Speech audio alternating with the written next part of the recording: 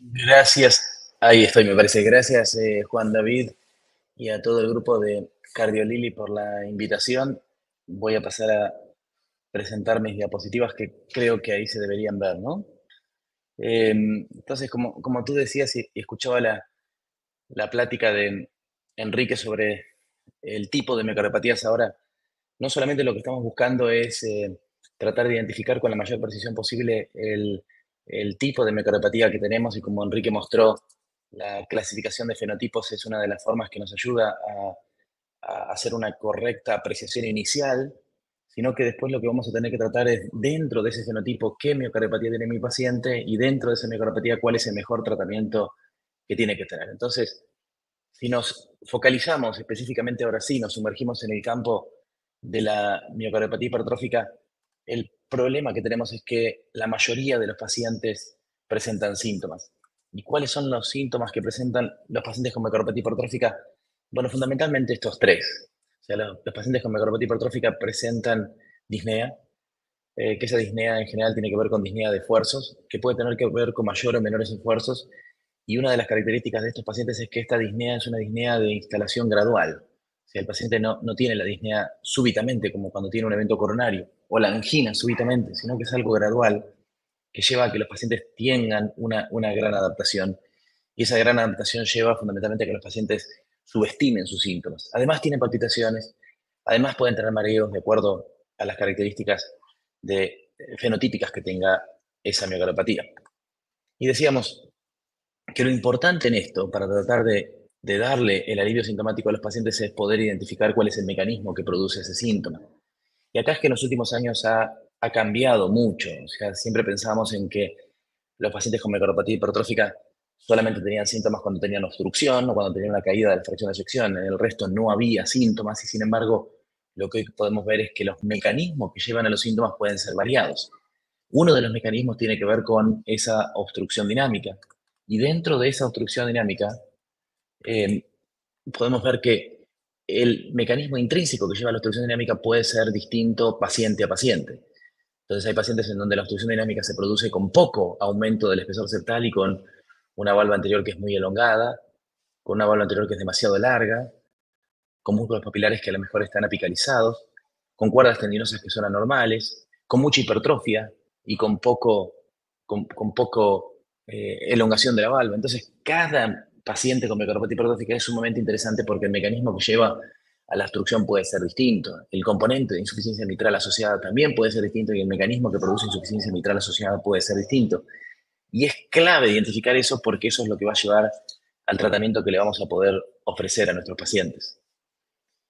Hay pacientes que en realidad tienen síntomas y no hay obstrucción, y una de las características que tienen estos pacientes es que hay anomalías también de las estructuras coronarias, anomalías porque esa hipertrofia suele favorecer el desarrollo de puentes musculares, esa hipertrofia suele desarrollar disfunción microvascular, la hipertrofia por sí misma genera una desequilibrio entre vasos y músculo, hay un aumento importante de la masa muscular sin un aumento correspondiente de los vasos, y si analizamos la función microvascular de la forma en que la queramos analizar, como por ejemplo acá con un DSPECT o con un PET, se puede ver que el flujo miocárdico sistemáticamente está afectado en mayor o menor medida. Entonces el paciente puede tener el síntoma por este mecanismo. Entonces es clave que nosotros tratemos de entender qué es lo que le está produciendo el síntoma a mi paciente. Si el síntoma se produce por obstrucción, si el síntoma se produce por falla diastólica, que genera un aumento de la presión de llenado, si el síntoma se produce por la insuficiencia mitral, si el síntoma se produce por anomalías coronarias o por enfermedad estructural real aterosclerótica de las arterias coronarias o microvasculatura. ¿Por qué? Porque eso va a llevar a que el tratamiento sea distinto y el éxito del tratamiento sea distinto. Entonces ahora los invito a focalizarnos en esto, que es la obstrucción dinámica, cómo tratamos a los pacientes con obstrucción. Y durante muchos años lo único que tuvimos a mano fue los betabloqueantes. Si vemos cuáles son los estudios que respaldan los betabloqueantes, desde el año 70 que tenemos información de que los betabloqueantes reducen ese gradiente transaórtico que se podía medir de manera invasiva y que los betabloqueantes reducen ese gradiente por reducir la frecuencia cardíaca y por reducir el inotropismo. Esos son los dos mecanismos por el que lo producen. No tienen ningún efecto sobre la contractilidad específica de cada uno de los miocitos, sino que el efecto está en la reducción de esa frecuencia cardíaca. Los bloqueantes cálcicos tienen un fenómeno parecido. Siempre pensamos que los bloqueantes cálcicos son, desde el punto de vista inotrópico negativo, más potente que los betabloqueantes, y tenemos una cierta información que podría apoyar esa idea, que reducen la frecuencia cardíaca un poco menos que los betabloqueantes, y tenemos información de que el gradiente se reduce. Ahora no solamente nos interesa que los gradientes se reduzcan, sino que nos interesa que los pacientes se sientan mejor. Y cuando vamos a información randomizada, que realmente nos pueda decir que los betabloqueantes ayudan a que los pacientes se sientan mejor, recién en el año 2021 el grupo sueco, liderado por la doctora Libro, mostró que la utilización de metoprolol en relación a placebo en el corto tiempo se asociaba a una reducción de los gradientes y que esa reducción de los gradientes se asociaba a una mejoría sintomática. Pero fíjense esto, ¿cuál es el número de pacientes que mejoran los síntomas? Hay una reducción de una mejoría en la clase funcional de la disnea, definitivamente. Sin embargo, y si miramos la curva de la derecha entre placebo y luego metoprolol, se puede ver que varias de esas rectas son planas, no son ascendentes, que es lo que mostraría una mejoría del cuestionario de calidad de vida definido como. Entonces, evidentemente, los pacientes perciben una mejoría de la calidad de vida cuando utilizan beta-bloqueantes. Sin embargo, un número muy importante, que yo creo que en mi cabeza está alrededor de 80% de los pacientes, no responden significativamente a la utilización de beta-bloqueantes. Si analizamos desde el punto de vista objetivo de consumo de oxígeno, que puede ser una medida un poco tramposa para los beta-bloqueantes, y eso después Juan David puede ir a la discusión, la utilización de beta-bloqueantes no aumenta objetivamente el consumo de oxígeno, aunque eso no quiere decir que no mejore clínicamente a los pacientes. Si tenemos que usar betabloqueantes inicialmente o bloqueantes cálcicos inicialmente, la verdad es que esa respuesta no la tenemos. Todos estamos acostumbrados a utilizar betabloqueantes como primera línea para pacientes con obstrucción dinámica. Sin embargo, no sabemos realmente si los betabloqueantes son superiores a los bloqueantes clásicos. Y por eso es que estamos llevando a cabo este trabajo que probablemente lleguemos a mostrarlo en el próximo Congreso Europeo, donde pacientes con obstrucción dinámica se van a randomizar a recibir durante etapas betabloqueantes y bloqueantes clásicos, y el mismo paciente se va a comparar con sí mismo para ver cuál es el impacto en calidad de vida y cuál es el impacto en gradientes, y vamos a tener una aproximación. Pero en la práctica todos vemos pacientes que responden a unos mejor que a otros. Y eso no sé si es sistemáticamente. Entonces, más allá de la utilización de estas drogas, que finalmente lo único que hacen es bajar la frecuencia cardíaca y bajar el inotropismo, sin tener un impacto real sobre el mecanismo de la miocardiopatía hipertrófica. Fue por eso que durante años pensamos en por qué no podíamos desarrollar alguna droga específica. Y el problema que tuvimos, creo yo, es que nos costaba entender cuál era el mecanismo fundamental que llevaba a la hipertrofia y el mecanismo que llevaba a la hipertrofia que llevaba, si necesariamente ese mecanismo llevaba a la obstrucción. Y fue así que, buscando distintos objetivos terapéuticos, apareció esta primera molécula que son los inhibidores de la miocina. Los inhibidores de la miocina en el año 2016 mostraron este trabajo publicado en Science, que mostraban que inhibiendo la ATPasa de la miocina, que genera la interacción actina-miocina, y reduciendo la capacidad de interacción de esa miocina en pacientes con miocardiopatía hipertrófica, en donde esa actividad actina-miocina está hipertrofiada, entre comillas, donde el número de puentes actina-miocina está aumentado, la hipótesis de reducir la actividad de esas ATPasa y reducir la actividad de la cabeza de miocina podría tener un efecto sobre la hipertrofia. Y eso fue positivo. Fíjense cómo esta molécula, que hoy se llama mavacamten, en ese momento demostró una reducción de la tensión parietal y demostró una reducción de la capacidad de acortamiento desde el punto de vista de los ratones. Pero hubo algo más, que la utilización de esta molécula se asoció a una disminución y una mejoría del desarreglo miofibrilar en ratones y una disminución de la fibrosis. Es decir, que de alguna manera inhibir esa hiperactividad actina de miocina, como se puede ver en este cuadro, en donde los sarcómeros de los pacientes que tienen miocardiopatía hipertrófica tienen un número de interacciones actina-miocina aumentado en relación a los pacientes que no tienen miocardiopatía hipertrófica, y asumir que ese es el fenómeno fisiopatológico que lleva a una hiperactividad y la hiperactividad lleva a la hipertrofia, y esa hipertrofia tan desordenada lleva al desarreglo miofibrillar y el desarreglo miofibrillar lleva a la fibrosis, podría tratar de monopolizar el mecanismo de la miocardiopatía hipertrófica. Y entonces eso reforzó la idea de que los inhibidores de la miocina podrían tener un efecto positivo en esto. Y ahí es así como les mostraba en ratones cómo esa inhibición de la miocina lleva en estos ratones transgénicos, que no necesariamente va a producir exactamente lo mismo en humanos, y probablemente tendremos que demostrar eso, a una disminución de la fibrosis como se ve aquí en violeta y una disminución del desarreglo miofibrillar como se ve a la izquierda. Así que muy positivos. Tuvimos que esperar hasta la publicación del resultado de Explorer en el año 2020 para ver en un trabajo randomizado en fase 3 que la utilización de mavocanten en pacientes sintomáticos con miocardiopatía hipertrófica obstructiva se asoció a una reducción de los gradientes en reposo y con Valsalva, a una ligera reducción de la fracción de eyección no peligrosa, o sea, hay una caída de la fracción de eyección definitivamente sí, en pacientes que tienen una hipercontractilidad y una fracción de eyección supranormal, con lo cual llevar esa fracción de eyección ligeramente, como se puede mostrar acá en promedio, 2 o 3 puntos, no debería ser grave. Y esa reducción de los gradientes con la utilización de mavocanten se sostuvo en el tiempo y en la extensión del estudio Explorer, que son estos resultados, se puede ver que el gradiente se mantiene bajo sin impacto significativo peligroso sobre la caída de la fracción de eyección. Ahora, ¿todos los pacientes van a responder a estas moléculas?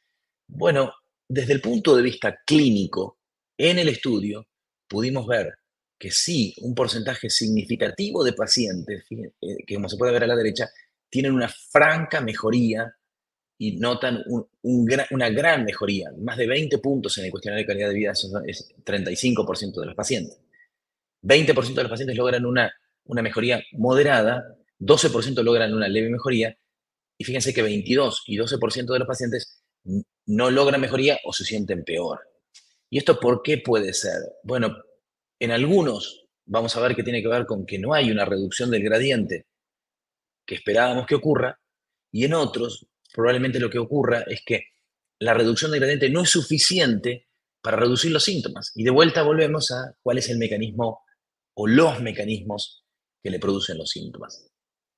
En el año 2022 se mostraron ya los resultados del estudio Valor, en donde se puede ver que fueron un poco más allá. Pacientes con indicación de terapia de reducción septal, fundamentalmente cirugía.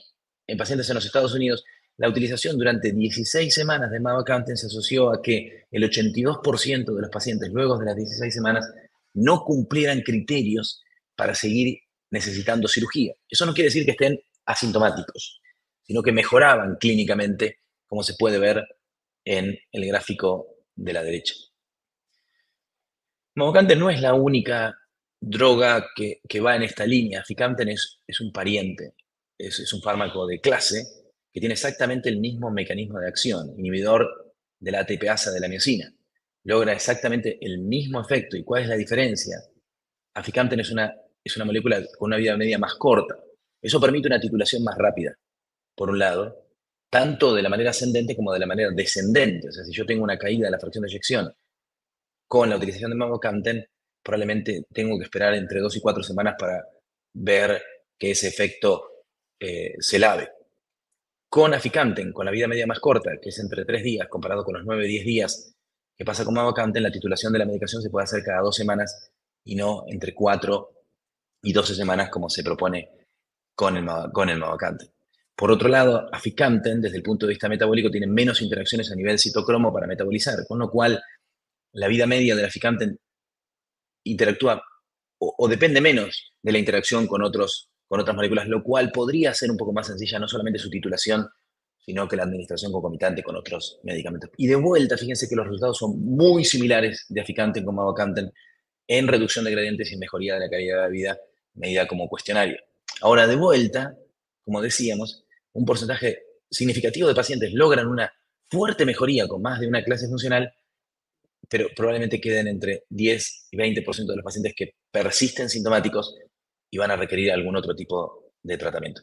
Si los inhibidores de la ATPasa en el futuro pueden ser primera línea, no tengo dudas de que vamos a tener argumentos para que sean primera línea. Después tendremos que ver con cuestiones vinculadas al acceso al fármaco, pero es razonable pensar en que pueda ser su primera línea, entendiendo que el 80% de los pacientes logran mejorías sintomáticas cuando lo comparamos con metoprolol, en donde solamente el 20% de los pacientes lograban mejorías sintomáticas. Así que a mí me parece que este estudio, que es Maple, que está en curso, que ya randomizó los pacientes suficientes y que vamos a tener resultados en el primer semestre del año que viene, va a demostrar que aficamten logra como monoterapia resultados superiores a metoprolol. No tengo dudas de que eso va a pasar, pero tendremos que esperar hacia el próximo año.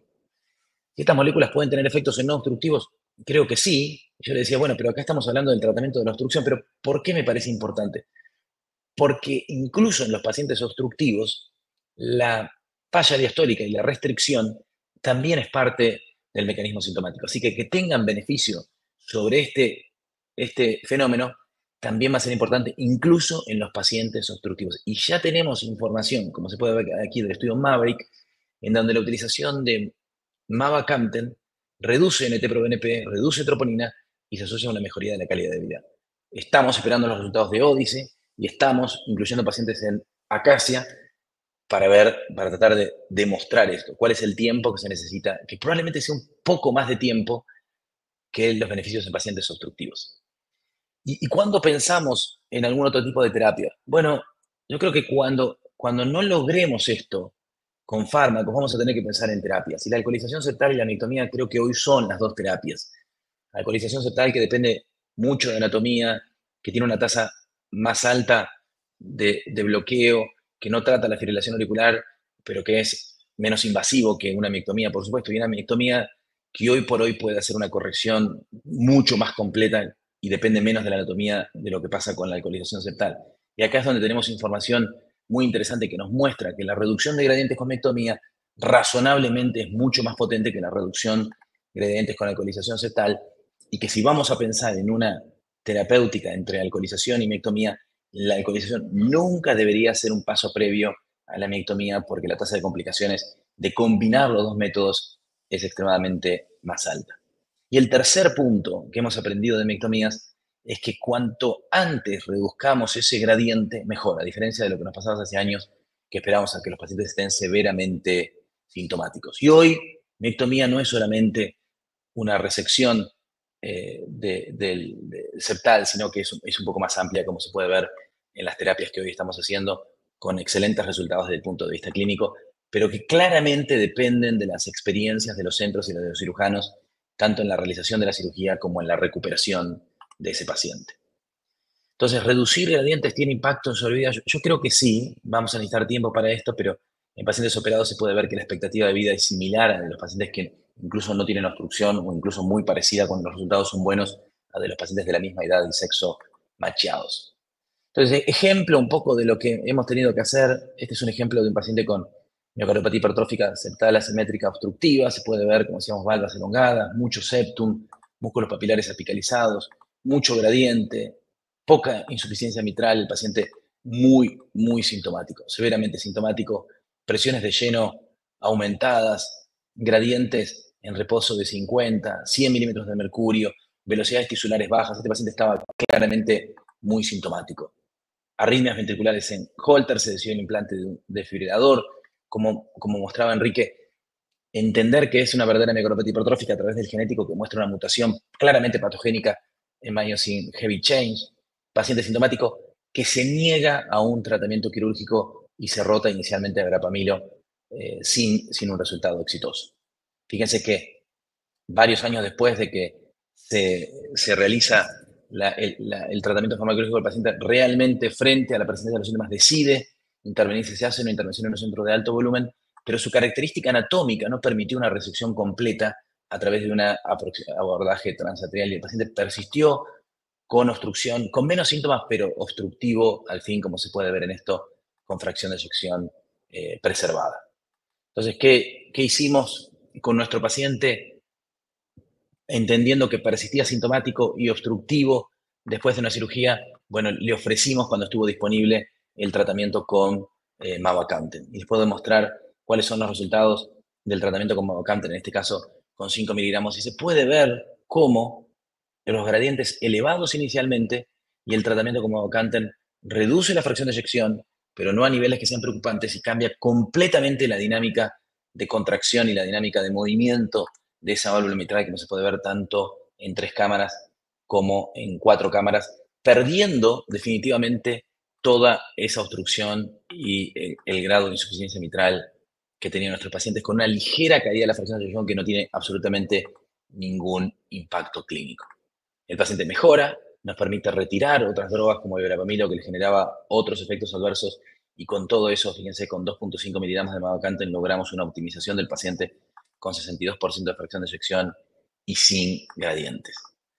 Entonces, para concluir, uno diría, la obstrucción en la miocardiopatía hipertrófica no solamente genera síntomas, sino que se asocia al desarrollo de eventos cardiovasculares adversos. Entendemos que el tratamiento farmacológico es la primera línea y los inhibidores de la miocina han demostrado grandes beneficios con necesidad de evaluar el impacto a largo plazo. Y como decíamos antes, individualizar el mecanismo, individualizar el síntoma para dar el mejor tratamiento que tenga nuestro paciente. La intervención a utilizar frente a la falla terapéutica dependerá de las características del paciente, de la disponibilidad de los tratamientos, del acceso a esos tratamientos y los resultados del centro. Y el alivio de los síntomas y la obstrucción deberá hacerse lo antes posible porque así es como los pacientes mejoran. Y todas estas decisiones son mucho más fáciles de tomar cuando se toman en equipo y no individualmente. Muchas gracias.